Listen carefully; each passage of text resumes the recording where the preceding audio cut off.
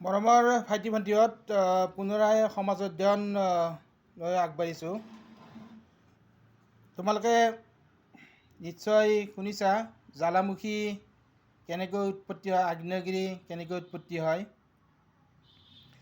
আজি তোমালোকৰ মাজত মই এটি জ্বালামুখীৰ বিভিন্ন অংগবোৰৰ চিত্ৰ এটা মই আঁকিছোঁ। আগ্নেয় পৰ্বতৰ পৰা ওলাইছিল এই জ্বালামুখীটো।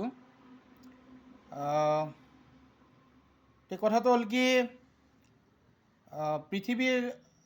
পৃথিৱীখনৰ বিভিন্ন ঠাইবিলাক উত্তপ্ত আৰু পৃথিৱীখনৰ কোনোবা নহয় কোনোবা ছিদ্ৰইদি যেতিয়া মানে পানী সোমাই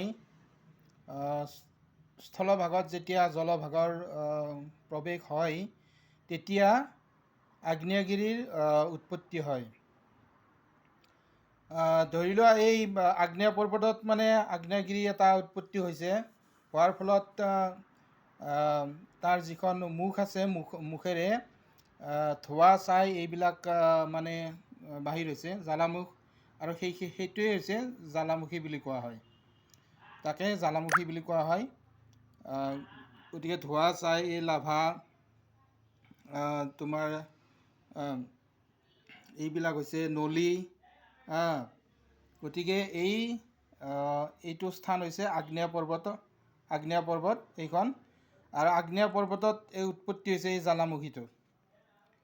গতিকে আজি তোমালোকক চিত্ৰৰ সহায়ত ইয়াত মানে জ্বালামুখীটোৰ বিভিন্ন অংগবোৰৰ বিষয়ে বুজাই দিয়া হৈছে সমাজ অধ্যয়ন পাঠত। গতিকে মৰমৰ ছাত্ৰ ছাত্ৰীহঁত, তোমালোকে জ্বালামুখী উদগীৰণ কেনেকৈ হয়, ভূ আন্দোলন কেনেকৈ উদগীৰণ হয়, উৎপত্তি হয়, এই কথাবিলাক তোমালোকে মনত ৰাখিবা। আগ্নেয়গিৰি কেনেকৈ উৎপত্তি হয় মনত ৰাখিবা। যেতিয়া পৃথিৱীখনৰ স্থলভাগ তাৰমানে বহু ঠাইবিলাক মানে উত্তপ্ত, আৰু সেই উত্তপ্ত ঠাইবিলাকত যেতিয়া স্থলভাগবিলাকত যেতিয়া কোনোবা নহয় কোনোবা ছিদ্ৰইদি জলভাগৰ প্ৰৱেশ হয় তেতিয়া আগ্নেয়গিৰিৰ উৎপত্তি হয়। আৰু সেই আগ্নেয়গিৰিৰ যি মানে হেৰি আছে, মুখখনেৰে ধৰি লোৱা পাহাৰখনত মানে উৎপত্তি হ'ল, পৰ্বতখনত আগ্নেয়গিৰি উৎকীৰণ হোৱাৰ ফলত তাৰ পৰা কি উত্তপ্ত যি সেই লাভা আছে, ধোঁৱা আছে, ছাই আছে, এইবিলাক বাহিৰ হয়। আৰু যিখন মুখেৰে এইবিলাক বাহিৰ হয় সেইটোকে কোৱা হয় জ্বালামুখী বুলি কোৱা হয়। গতিকে এই কথাবিলাক তোমালোকে ভালদৰে মনত ৰাখিবা। আৰু পৰীক্ষাত এই চিত্ৰটো অংকন কৰিব দিব পাৰে। গতিকে তোমালোকৰ সহায়ৰ বাবে মই মোৰ ইউটিউব চেনেলৰ যোগেদি, ইউনিটিলেণ্ড ইউটিউব চেনেলৰ যোগেদি মই এই তোমালোকৰ বাবে এইটো প্ৰচেষ্টা ৰাখিছোঁ। গতিকে আগ্নেয় পৰ্বত, জ্বালামুখ কেনেকৈ উৎপত্তি হয়, আৰু বিভিন্ন জ্বালামুখৰ বিভিন্ন চিত্ৰখিনি মই ইয়াত অংকন কৰি দিছোঁ।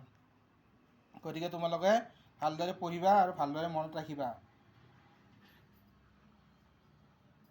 Okay, thank U. ইয়াৰ পিছত মই আৰু তোমালোকক সমাজ অধ্যয়নৰ বিভিন্ন কথাবিলাক মই বুজাই দিম বাৰু। মোৰ ইউটিউব চেনেলটো মনত ৰাখিবা আৰু তোমালোকে ছাবস্ক্ৰাইব কৰিবা, লাইক কৰিবা, কমেণ্টছ লিখিবা, আৰু বিভিন্ন ছাত্ৰ ছাত্ৰীলৈ এইবিলাক পঠাই দিবা। তেতিয়াহ'লে আজিলৈ থেংক ইউ বাৰু। Thanks to all of you. Thank U.